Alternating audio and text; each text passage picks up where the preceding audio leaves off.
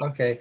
Thank you all for being here, and thank you for waiting for this part of the presentation. My name is Milan, Milan Mitic, and I come from Serbia.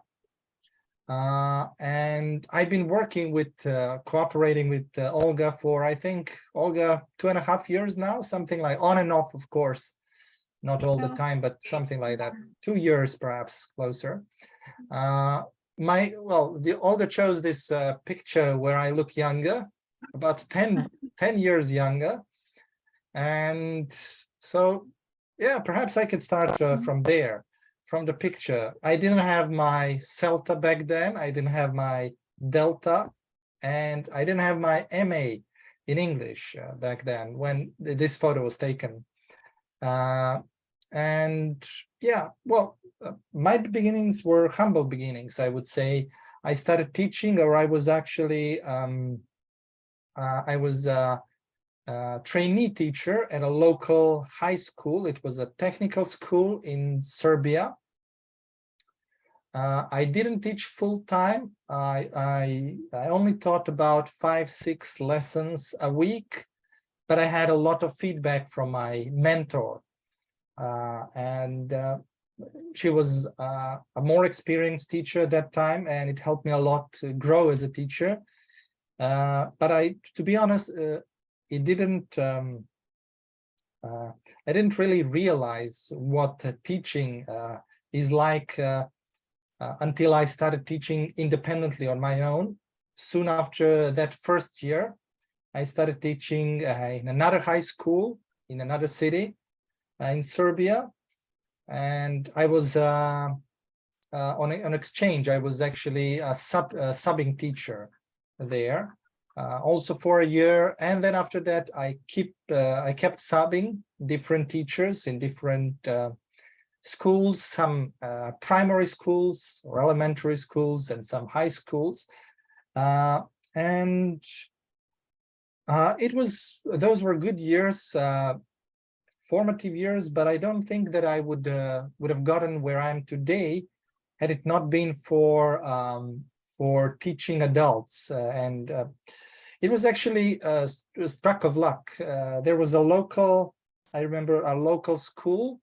It was a training institution, after work institution, so evening classes, and they needed a teacher. So I was on the street, just walking there, saw the ad, decided to go upstairs, I didn't have my CV, I didn't have anything on me. I just went there, asked, do you need a teacher? And they said, as a matter of fact, we do need a teacher. When can you start teaching? And I was like taken aback. It was the easiest interview in my life. And I started teaching 4 or 5 days afterwards. In the beginning, I taught very low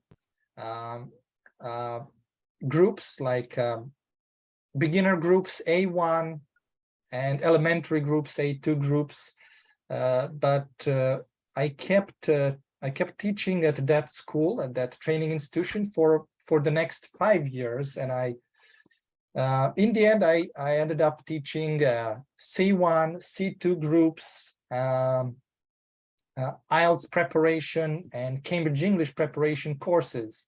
When I started teaching with them, I didn't have any certifications other than my BA in English. Throughout the course of those 5 years, I got my TKT and my CELTA certificate. And I learned really, really a lot, because when you teach adults, small groups, individuals, but especially small groups in person and online, you learn a lot about how to be a good teacher and how not to be, more importantly, how not to be, what not to teach and what things not to do. I was talking about a Cambridge English certificates. I was pretty reluctant at first to even attempt and actually take the TKT test, let alone the CELTA. But after having got my band 4 in TKT, the highest band, and feeling that joy holding the certificate in my hands, it changed my mind, and I got interested in in taking the CELTA. After the CELTA, which was a grueling experience, I have to tell you, very difficult, grueling experience, but it was also an enriching experience. I gained a lot of confidence in teaching not only adults, but also teaching teenagers at a school where I taught at the time. It was primary school or elementary school. So I started using different methods and techniques. I tried some experimental techniques. For example, I would put them in a semicircle rather than just frontal teaching, and it did help me a lot. And the CELTA opened many doors for me. One of them was teaching abroad. I spent a year in China teaching adults and adults, like working adults who needed to improve their English, to work with their to more efficiently work with their business partners, and also with university students who wanted to go abroad and study. For example, they would usually, university students like bachelor, undergrads, and they wanted to have their to get their postgrad degrees in the UK mostly, and some of them in Australia. And well, it was, I don't have to tell you, but it was a great experience. I learned a lot about Chinese culture, people. It's different when you live abroad. Then I came back because of the coronavirus. I couldn't move, so I decided to continue improving, working on my professional development. In the meantime, I have to tell you, when I started teaching, my level of English was not that high. That's also important to mention. And as I kept teaching, as I kept getting those more advanced groups to teach, well, it would I would say I felt somehow responsible. It was I felt that it was my duty to improve my English so I can transfer that knowledge to them as well, both in terms of the language, but also to improve my teaching skills. So I worked on both of those simultaneously. In, I think, March 2020, I took the CP exam. That's a certificate in proficiency, right, Olga? And I got 228 out of 230 in speaking. So almost full marks. But what preceded it was 2 years of hard studying. So apart from teaching, I also studied myself. I studied English as a student. Anyways, when I came back from China, I enrolled on Delta Module 2 and Delta Module 1 courses, passed them, also got my master's degree. This was it May? Yes, so May this year. And that's about me. Now, in the and I also had a stint in Kuwait. It was a short stint, a 2-month stint in an international school. Didn't like it. I thought it wasn't for me. I preferred working with adults. It was working with almost adults, like teenagers or young adults, but working freelance, setting your own schedule, accepting some students, rejecting others, doing what you like, and it has no price. And of course, the pay is great. With all the benefits that international schools offer, I think that working freelance and cooperating with some online schools here and there, it's much more lucrative, if you wish, even. So now that's about me in the shortest time possible. Do you have any questions? Any questions at all? Yeah, so you can message. So any You questions can message me, or you can turn on your mics and ask the questions, whichever is more comfortable for you.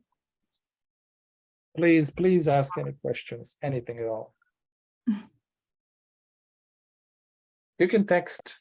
You can text. We'll see the text, I think.